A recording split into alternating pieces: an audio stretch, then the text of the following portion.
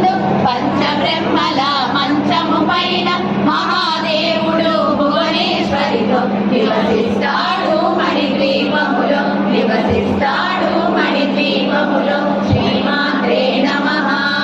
మణిగణ ఖచ్చిత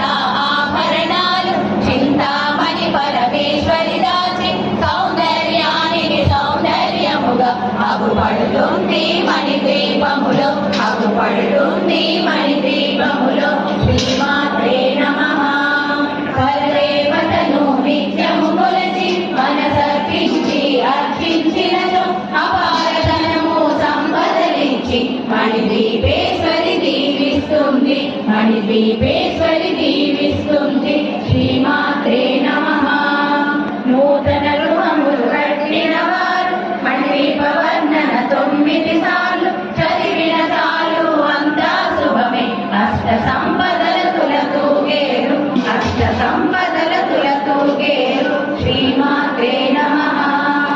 శివకవితేశ్వరి శ్రీ చక్రేశ్వరి మణిద్వీపవర్ణన చదివిన చోట తిష్ట వేసుకొని కూర్చునునంట కోటి శుభాలను సమకూర్చుట